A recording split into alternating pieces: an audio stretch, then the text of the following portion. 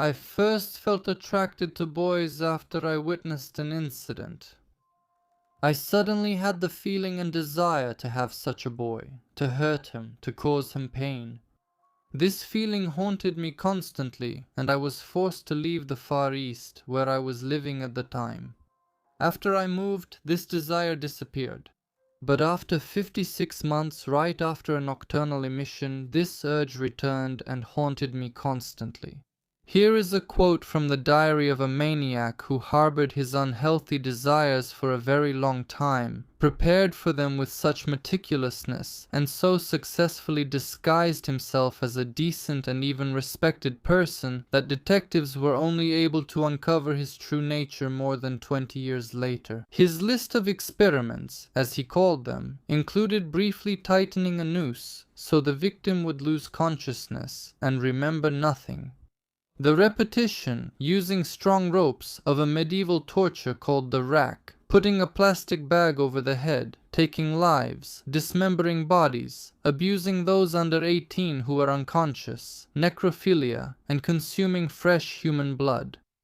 Today, we will try to reconstruct the life story of this person and trace his criminal path.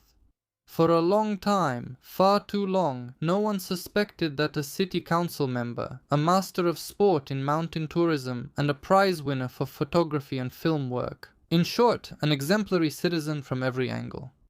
In his spare time, he makes horrifying films whose main characters are adolescents aged 11 to 15.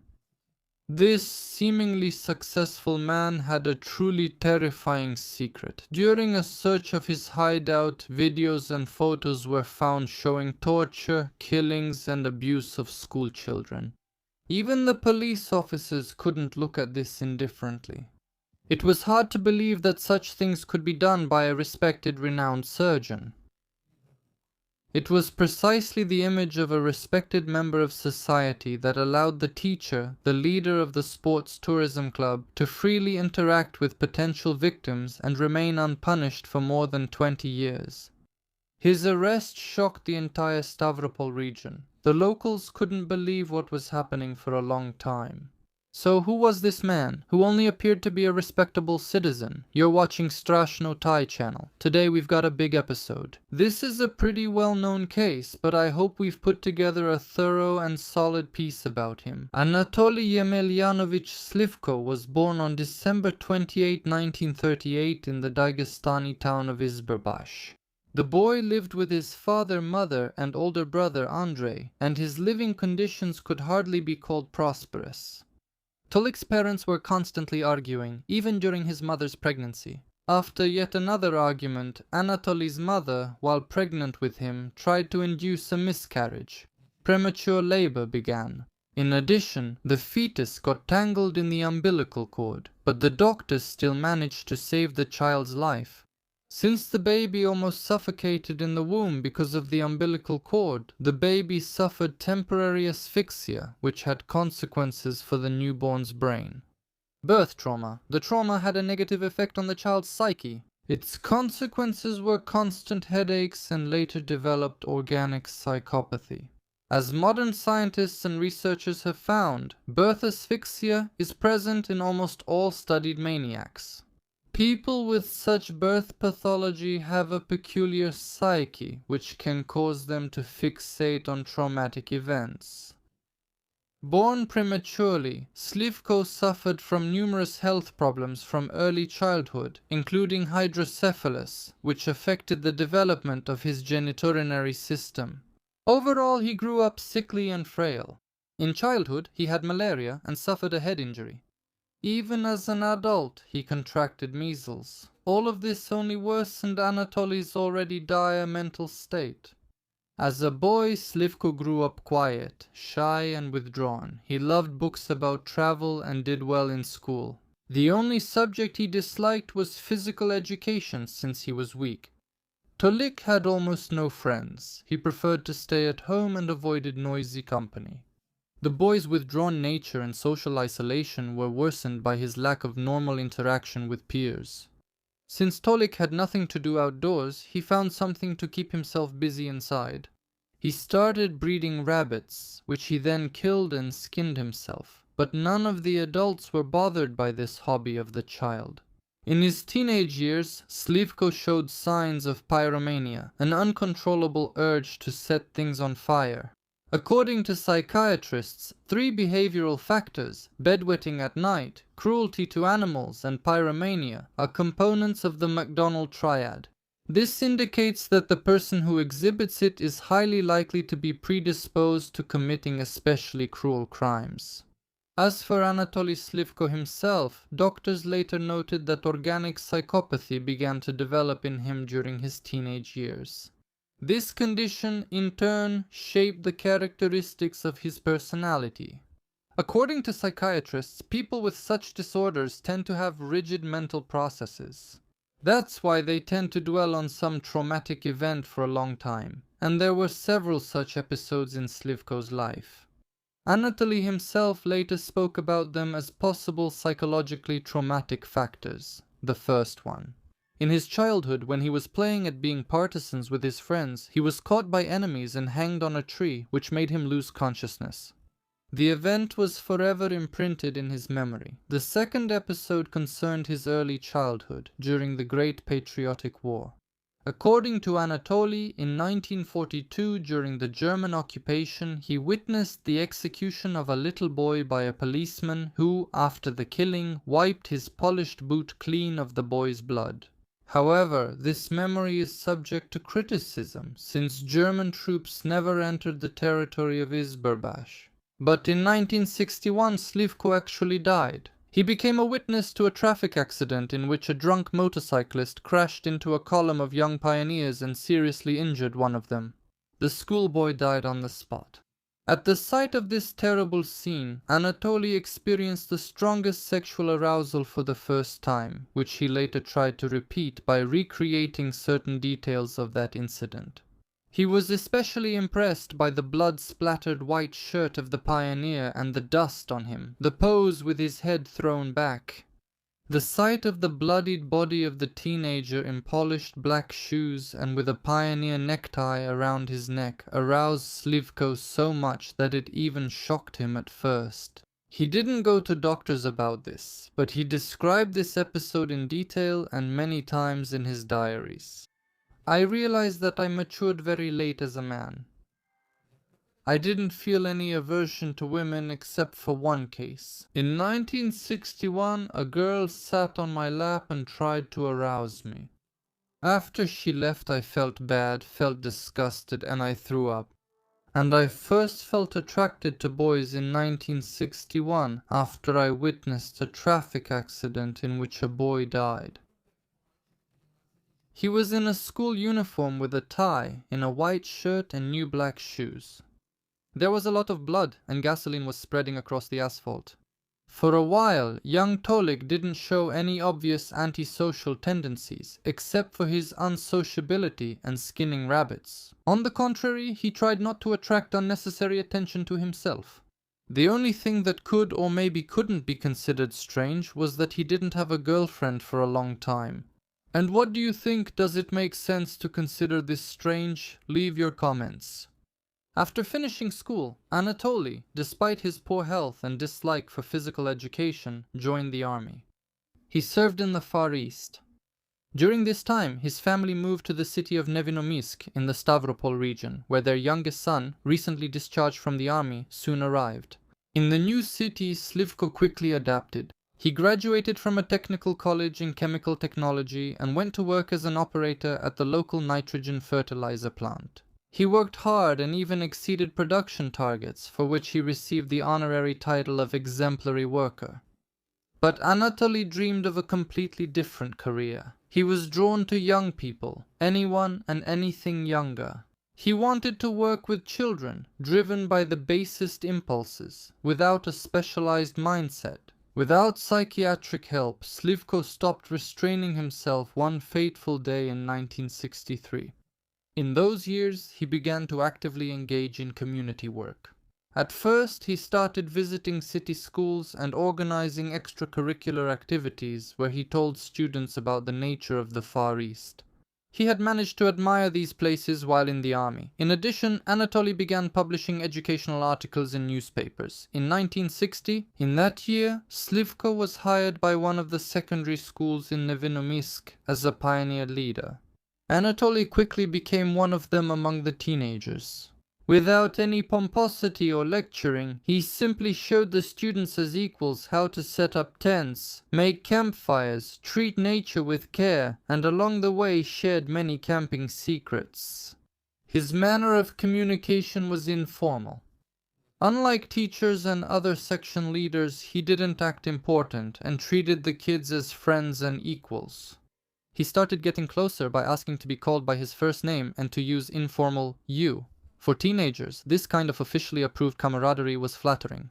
Soon, Slivko gathered several dozen kids around him and seriously considered founding an entire tourist pioneer organization. Even though he had some mental issues, he was distant. During the Khrushchev era, sports tourism was gaining popularity, and the government actively sponsored and promoted this kind of leisure, providing all kinds of support to local enthusiasts. Slivko decided to take advantage of this trend. Anatoly was lucky in every endeavor. A suitable abandoned building was quickly found, as well as funds for the first equipment, which was purchased collectively. Over time, the first members of the club became so close that they started to feel like one family. Extracurricular activities with the students received enthusiastic feedback from both the children and their parents. Everyone thought that Slivko was truly passionate about his work. He literally infected those around him with his boundless enthusiasm. Anatoly did all this without leaving his main job, since at the factory, his educational initiatives and corresponding absences were not only allowed, but actively encouraged. Because of this, he was officially permitted to miss shifts. At the same time, he continued to receive a stable salary. The hobby group quickly grew into a full-fledged tourist club called Romantic.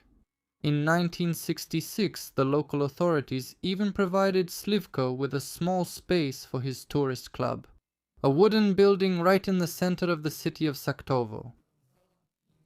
It was located in the city of Saktovo. In 1936, Anatoly had his first permanent wards, teenagers. He went hiking with them, taught them how to pitch tents, make fires, and survive. He even remembered the life safety song by the group Petitsu M. Along the way, the young teacher told the young pioneers about the environment, and that nature should be protected. At the same time, Anatoly's personal life was complicated and unclear. Slivko was absolutely not interested in women, and he realized this back in the army. His fellow soldiers often discussed women, but only Anatoly was indifferent to such heated topics. And only so as not to stand out from the crowd, he started courting a girl who lived near his military unit. But this only disappointed him in women even more. The girl soon told him she was pregnant and started threatening to tell the command of the unit about their relationship. Because of this, she wanted to get married immediately, but Slivko was in no hurry to get married at all. Personal blackmail didn't scare him at all, so he simply stopped communicating with his lover.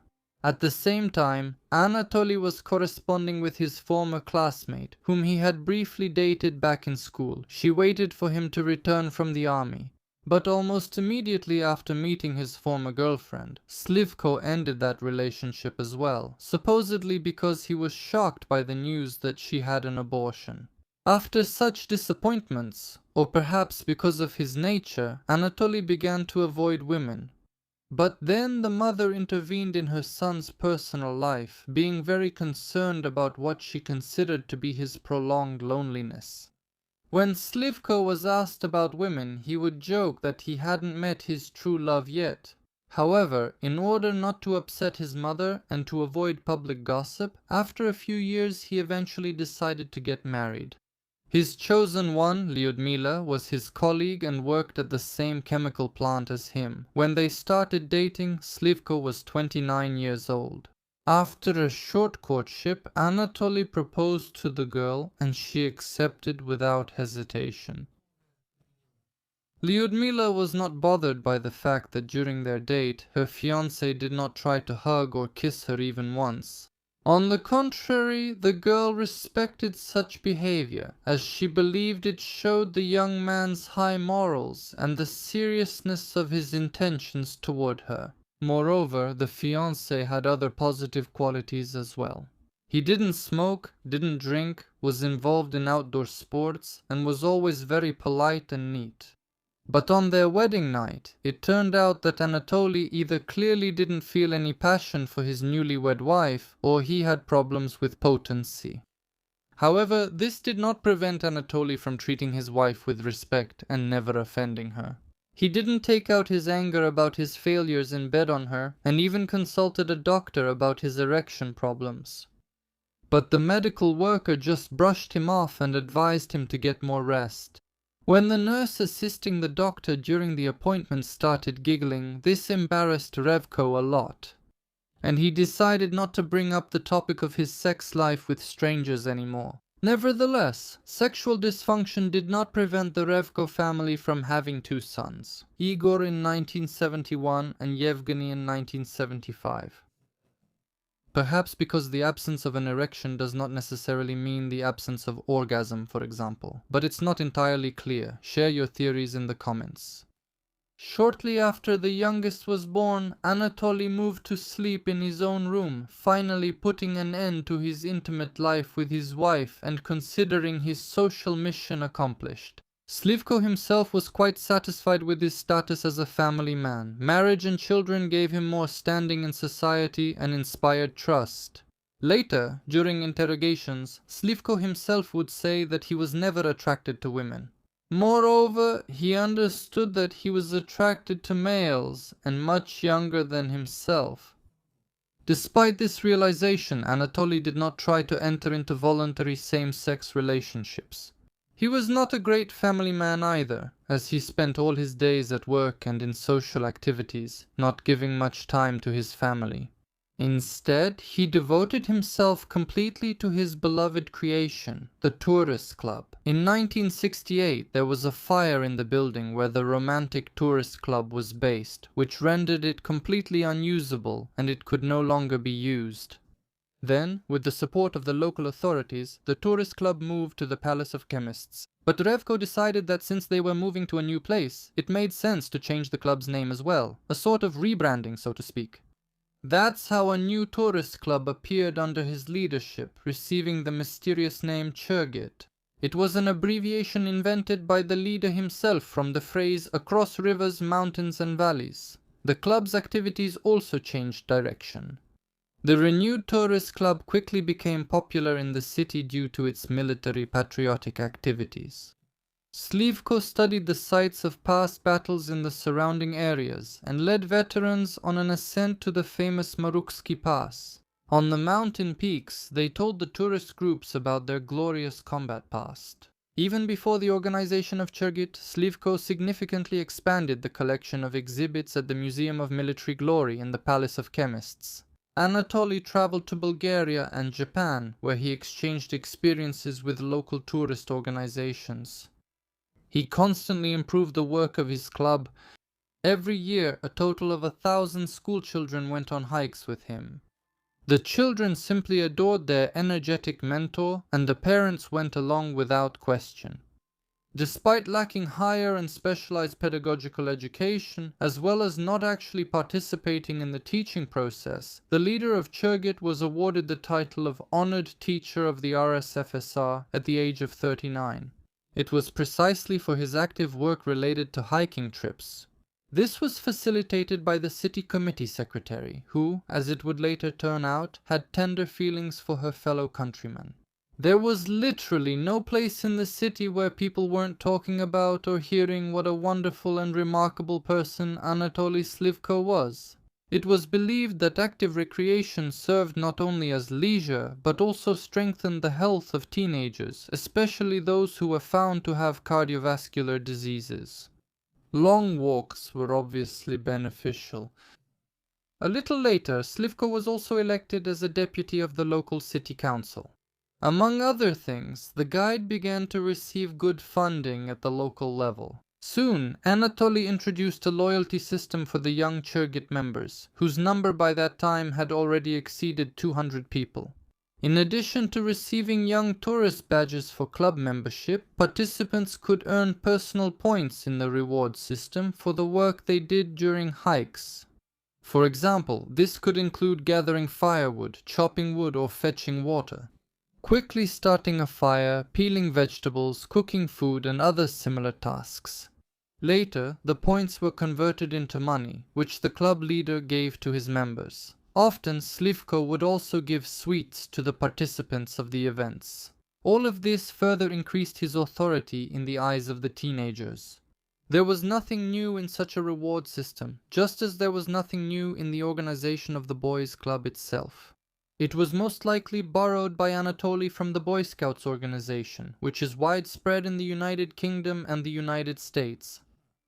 But still, it's creative. Slivko could very well have made a positive contribution to the education system and extracurricular activities of that time. His teaching experience would truly deserve praise, as well as replication and scaling, if it weren't for the underlying motives behind this public activity. Basing his work on foreign developments, he built his own teaching system. The club was elitist. Not everyone was accepted there. Only those who successfully passed a thorough screening and an initiation ritual. The club had a hierarchy. The honorary council of instructors included students who had completed a certain number of successful expeditions. Next were the regular active members, then the trainee candidates, and after them the newcomers. The head of the organization was Slivko himself, who was assisted by 45 10th graders from among the former students. To move up the hierarchy, the students had to constantly earn points, which were not only awarded but also deducted for violations. A club member who accumulated 1,000 negative points was expelled without the right to be reinstated. For special achievements, you could enter Slivko's inner circle. This super elite inner circle of select members would become an important link in the subsequent organization of the crimes. Most often, it was boys who became members of the club because of the club's nature and physical demands. But sometimes even girls managed to get at least to the probationary stage. This is how Tatiana Kazhan described her time in the club. I really wanted to go on a hike, although I was very scared because I might not be able to handle it. We walk in a long line, carrying bags in our hands because we don't have backpacks, along the bank of the Cuban River toward the Horse Ravine. I'm already exhausted from the 3-hour walk, the warm clothes, and the bag that's gotten heavier. Gradually, I end up closer to the end of the column, when a young guy comes up to me and asks me to give him my bag. I'm surprised and a bit hurt to be worse off than others. It's not hard for me. The guy whispers to me that he's already gotten in trouble. He got in trouble and earned 100 negative points, but helping a comrade will cancel out half his penalty. 2 years later, when we were seeing this guy off to the army, he said that back then Slivko sent him to help me because he noticed that I was already exhausted. The boy didn't have any penalty points, but so I wouldn't feel bad, Slivko told him to say that he did.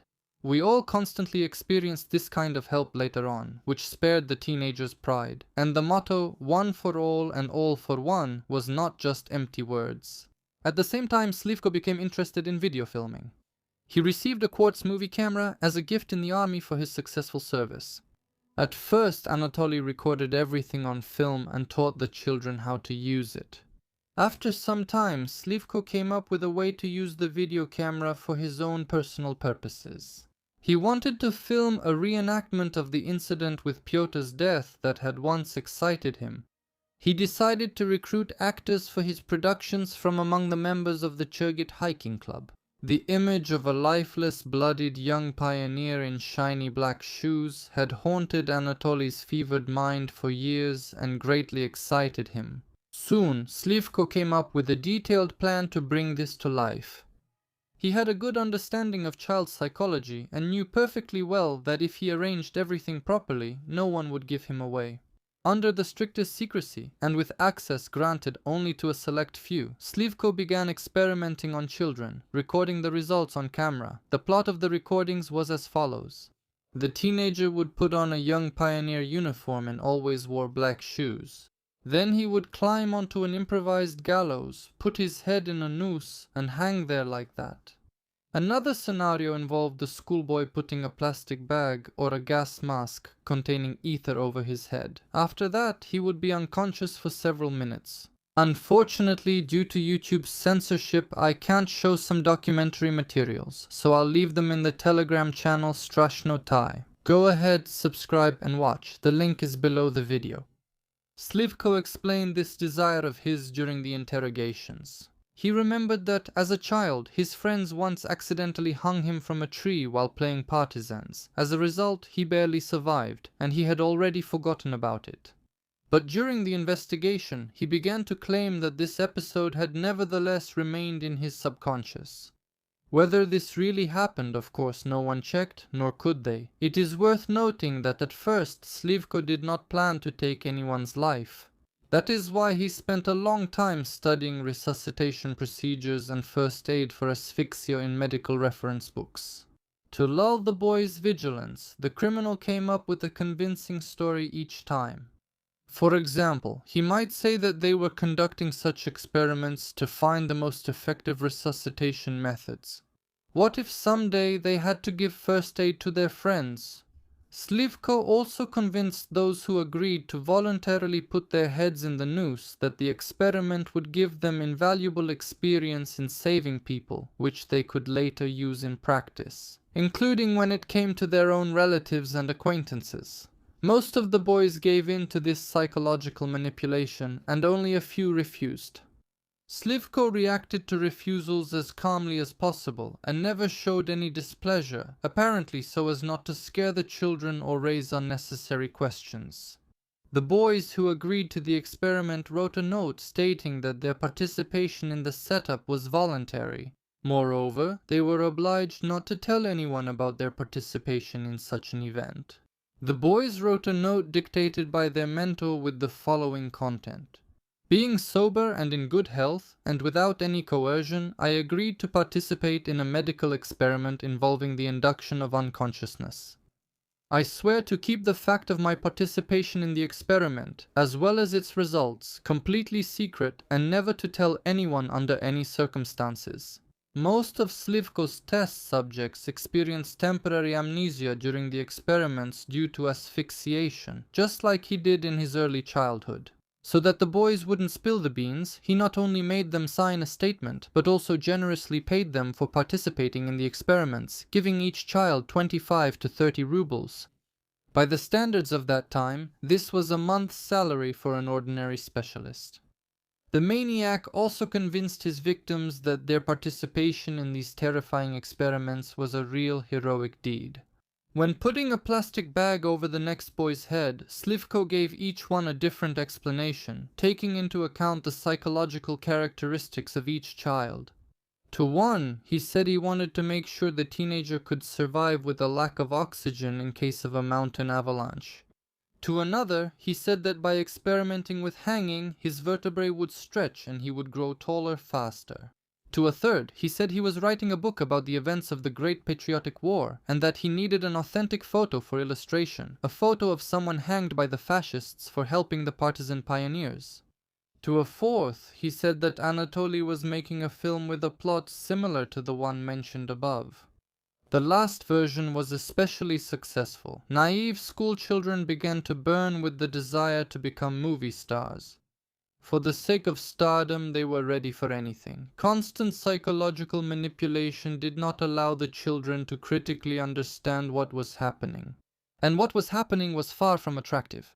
During the asphyxiation of his students, Anatoly, looking with lust at the unconscious boys, would pleasure himself, experiencing extraordinary arousal. When they regained consciousness, most of the teenagers remembered nothing. At the very least, they all remained silent. The parents of the kids in Chergid suspected nothing. On the contrary, they actively encouraged the teenagers' interest in hiking and outdoor trips. At that time, there weren't many clubs to choose from in Nevinomysk. That's why Chergid was considered a prestigious organization. Kids dreamed of that kind of adventure. Long hikes with overnight stays in tents, mountains, river crossings, heartfelt conversations by the campfire with the usual treats. Condensed milk, which was scarce then. And here's how the maniac himself described the filming. We played scouts for a long time. Then I set up a tripwire and he helped me. I didn't like that the jacket didn't match the image of the young pioneer from the 1961 accident, which I always tried to recreate. I'm probably some kind of freak who can only get pleasure from seeing children suffer. I wanted to end my life again. I didn't have the strength. I can't write. My soul is weeping from crying.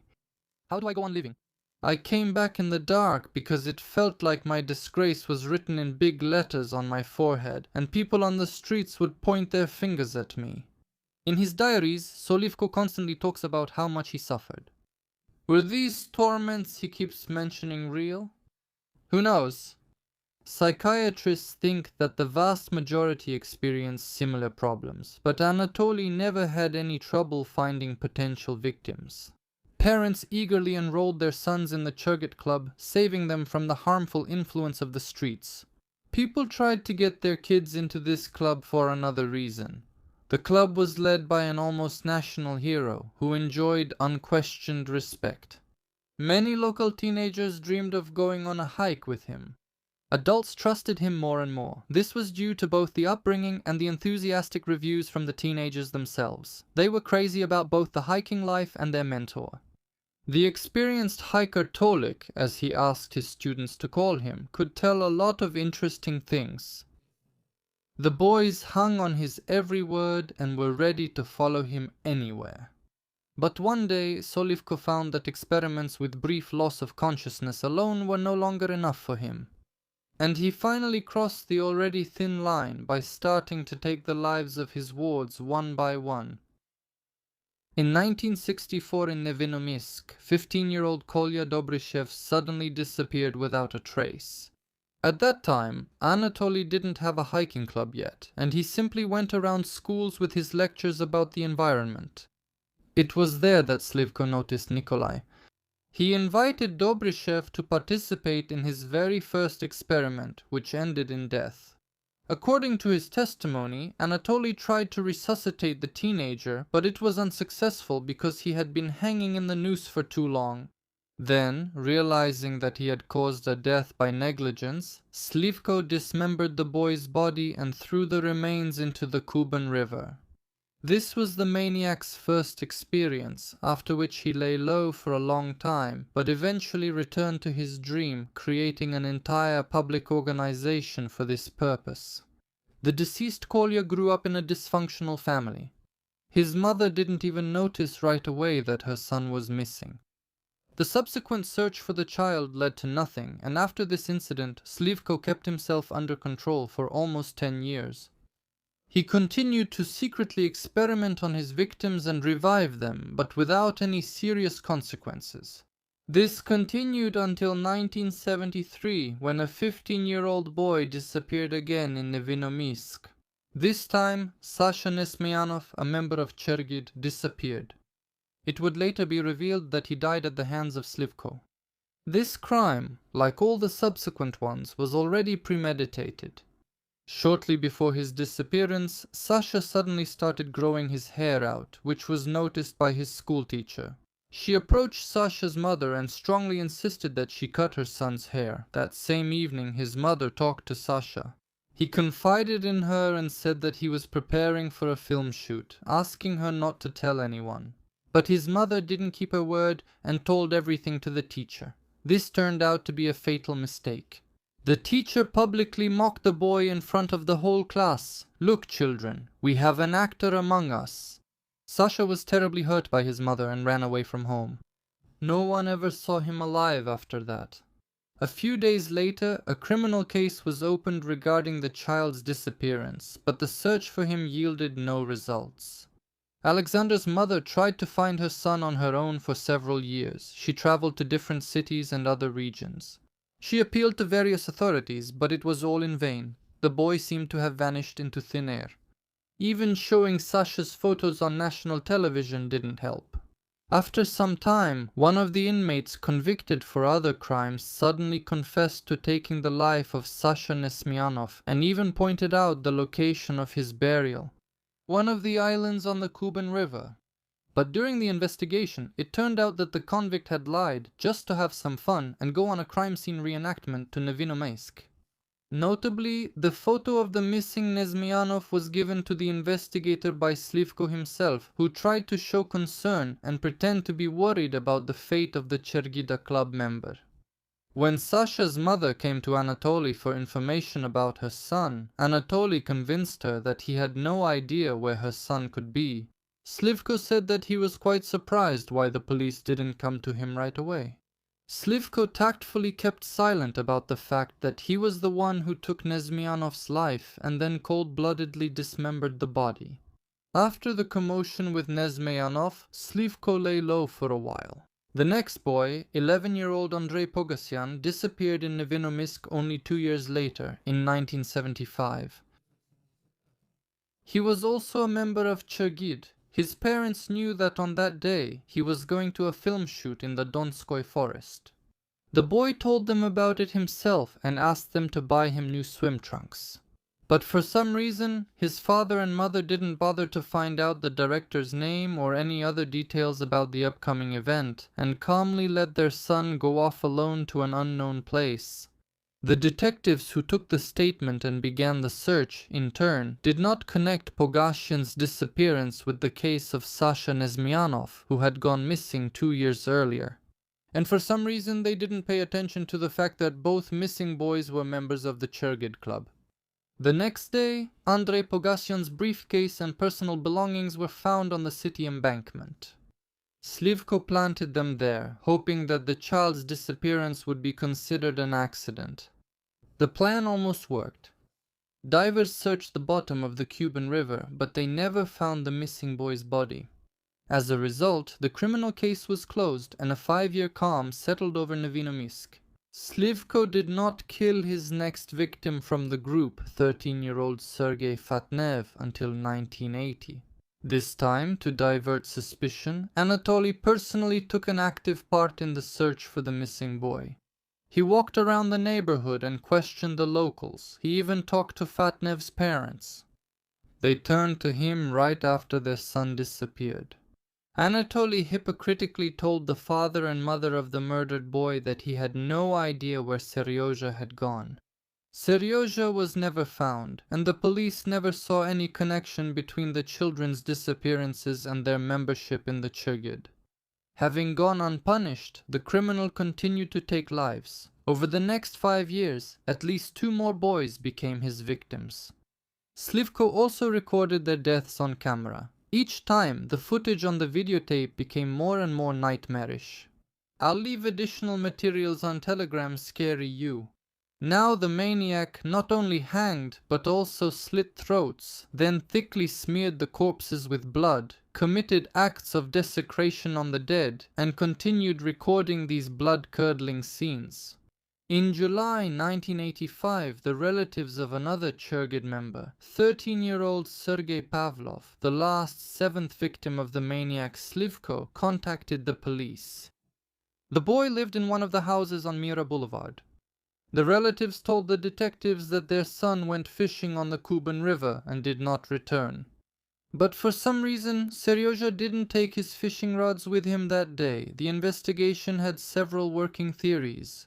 The most obvious one was an accident on the water, but there were also criminal scenarios. Even the boy's mother fell under suspicion. According to the investigators, she didn't show much emotion after her son disappeared and was too reserved. Although that can happen when a person hasn't yet come to terms with their grief. However, the truth turned out to be more terrifying than any speculation. The information that advanced the investigation came from the neighbor of the missing Seryozha. The day before he disappeared, he shared his joy with her. The head of the Chergid Tourist Club was going to photograph him for a magazine. When the police arrived at the Chergid Tourist Club building, they found no one there. Slivko went to the coast with his wards. As the criminal himself would later say, during this trip he failed to carry out his plan because he was supposedly tormented by his conscience.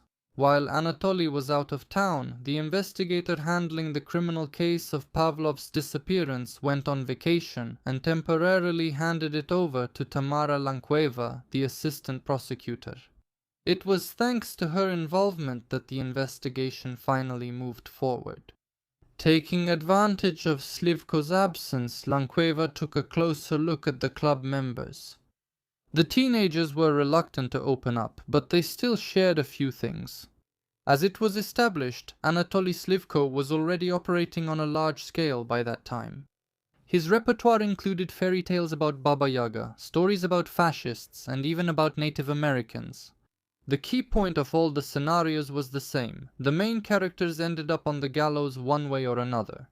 Tamara Lankuev was disturbed by such revelations from the children, so she began to meticulously question all the other members of the tourist community about it, and she got lucky. During another conversation, one of the boys unexpectedly confessed that, at Slivko's suggestion, he hung in the noose for about 6 minutes, and he doesn't even know how he survived afterward.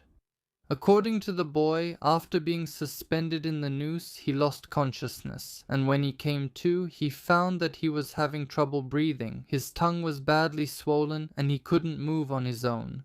Slivko brought the child home and then disappeared. The boy somehow managed to make his way further and told his worried parents that a caterpillar had bitten his tongue. There were no obvious signs of asphyxiation on his neck. Slivko would carefully wrap a soft towel around the noose made from a rubber hose, and only after that would he put it on the children.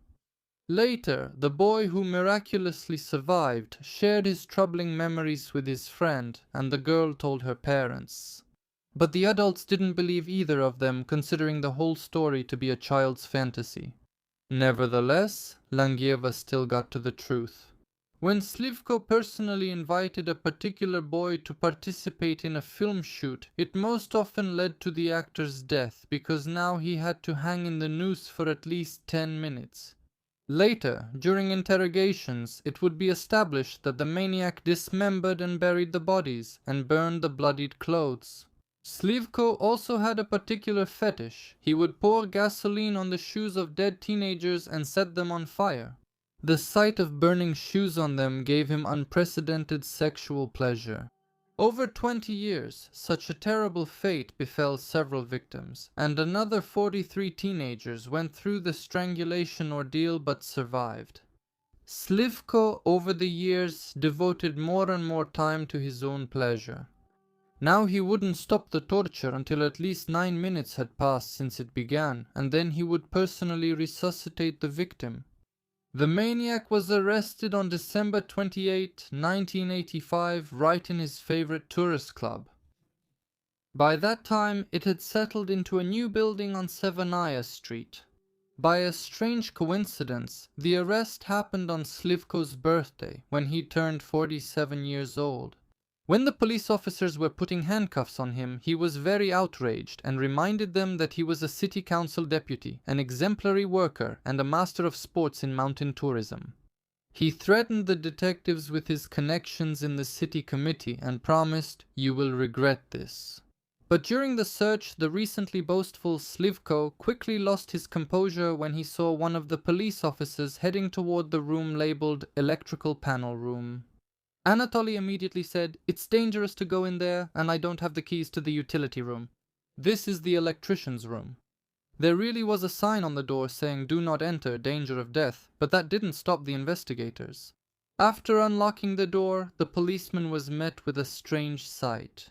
On the floor, German and Soviet soldiers' helmets, weapons, grenades, as well as pioneer neckerchiefs, uniforms, and badges were scattered chaotically. There was so much evidence that it could only fit in a truck. Among the items, the shoes of some of the deceased were also found. For an unknown reason, Slivko would saw off the toes of shoes, sometimes right on the feet of the deceased, and then keep both parts as fetish objects. There were also blood-stained stumps in the switchboard room, on which the maniac dismembered schoolchildren in the forest, including some who were still alive. All these items gave Slivko pleasant memories of the lives he had taken. During the forced breaks between executions, he derived pleasure from looking at his trophies. Of course, the greatest shock the police officers experienced was when they examined the photos and videos produced by the maniac over many years. There were hundreds of meters of filmed footage. Slivko carefully stored this entire hoard in the utility room. In many frames, he captured boys in young pioneer uniforms in a noose. In the creepy utility room, they also found the maniac's diary, where he recorded his actions and confessions, including that sometimes he tried to fight his desire to take lives and wanted to use dolls instead of real children, but the urge turned out to be stronger. Anatoly was prone to reflection, so he wrote down all his thoughts in a diary, where he also discussed his problem. The feeling of attraction to boys first arose in me in 1961 after I witnessed a traffic accident in which a boy aged 13 or 14 died. He was wearing a school uniform with a tie, a white shirt, and new black shoes. There was a lot of blood, and gasoline was spreading across the asphalt. Suddenly, I had a feeling, a desire to hurt him, to cause him pain. This feeling kept haunting me, and I had to leave the Far East, where I was living at the time. After I moved, this desire disappeared, but after 5 or 6 months the urge came back and kept haunting me constantly. The residents of Nevinomisk at first couldn't understand why such a respected person had been arrested. And Anatoly's father, who usually went out in the mornings to get milk, suddenly shut himself in the house and didn't go anywhere. Slivko's parents stayed in the city, but they didn't visit their son in the detention center or attend his trial. His father disowned him as soon as he found out what he was being accused of. Later, Slivko Sr., already an old man, would stand in line for groceries and for many years wouldn't speak to anyone, not even his closest neighbors. From the recollections of Tatyana Kozhan, a former member of the Chirgit Club, that morning a colleague from the neighboring department almost ran up to me. "Let's go to the police together. My son went to Slivko for 2 years, and you've known him since childhood. A person like that can't be guilty of anything." But I doubted that such a person could be arrested without a good reason, so I refused. My colleague got offended, accused me of being a coward, and went to look for other rescuers. The girls from our department asked me to tell them about Anatoly and suggested what he might have done wrong. Maybe he stole something. I shook my head. Unlikely, he was very honest when I knew him. Anatoly's wife left the city immediately after Slivko's first interrogation. The police officers, fearing retaliation from the locals, put this woman and her sons on a train late at night. Why the woman didn't divorce him before his arrest remains unknown. According to Slivko himself, he paid no attention to her or their sons, spending all his days at the club or on multi-day hikes. In 20 years of marriage, he only tried to be intimate with her a few times, and even then, it was mostly unsuccessful. From the detention center, the maniac wrote a farewell letter to his wife where, besides apologies, he stated that his mental disorder was congenital, listed its symptoms, and asked her to carefully watch their sons as they grew up. While in prison, Slivko unsuccessfully tried to take his own life twice. But the city committee secretary, under whose patronage the maniac получил звание заслуженного учителя, could not bear the terrible news about her protege and took her own life. During the initial interrogations, Slivko mostly remained silent, but gradually began to speak a little, naming Alexander Nesmeyanov as his first victim, and thus concealing information about the murder of Nikolai Dobryshev. Later, when answering Tamara Langieva's question about the total number of victims, he suddenly confessed, "Yes, I have many."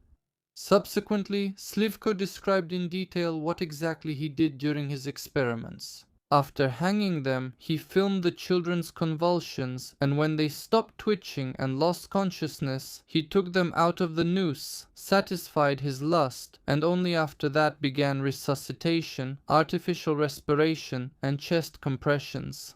Later, when he began to take their lives, he sawed the bodies with a hacksaw, gutted the corpses, set fire to, and cut the shoes right on their feet.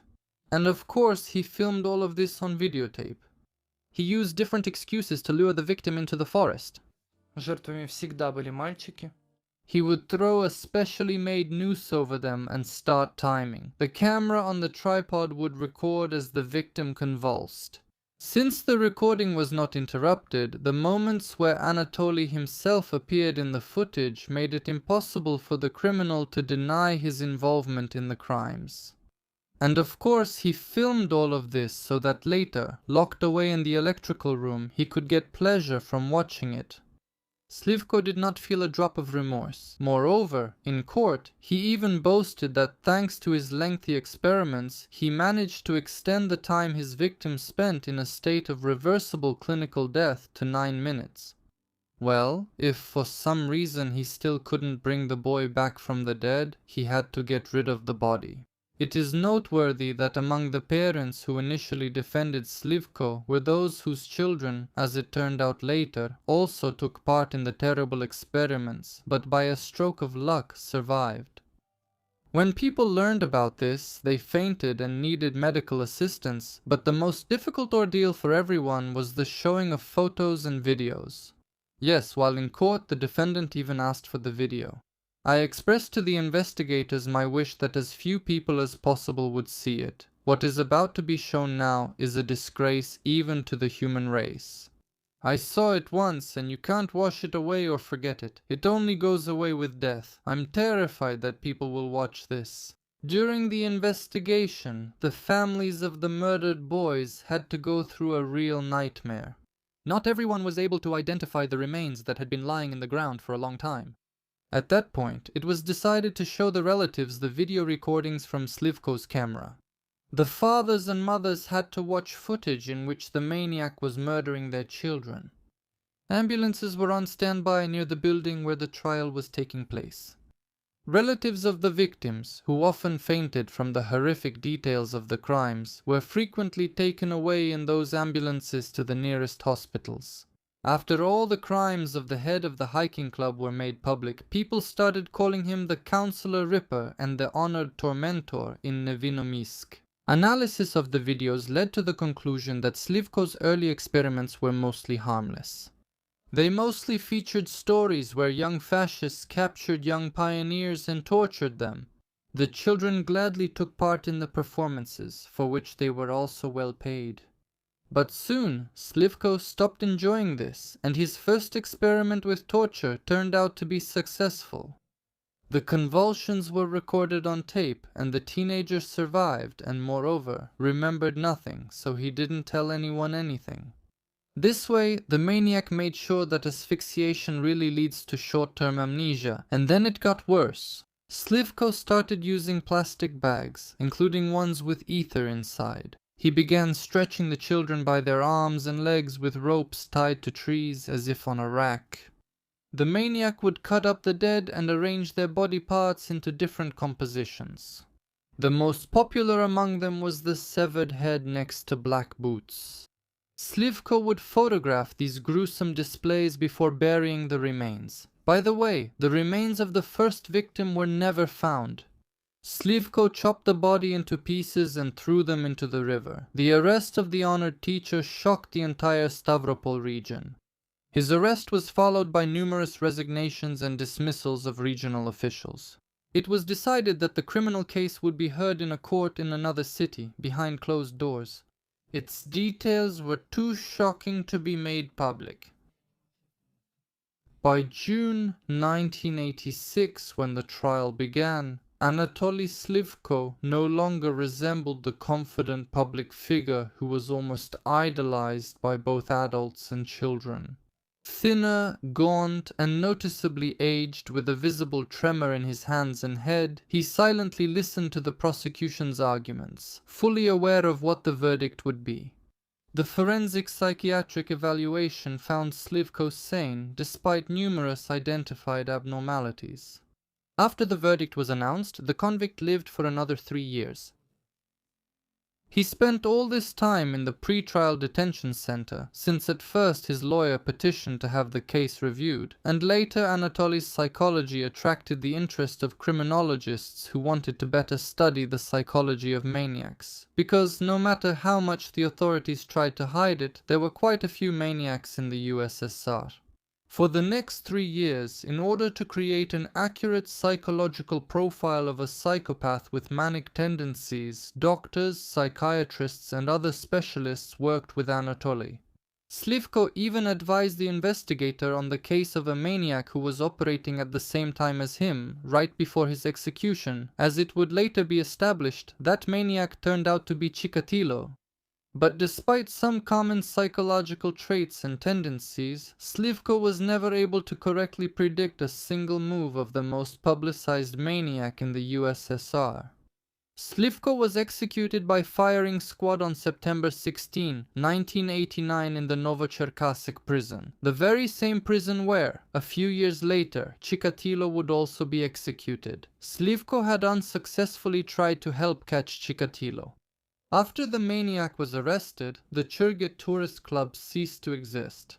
Later, the building where Churgit used to be housed became the center for children's and youth tourism and excursions.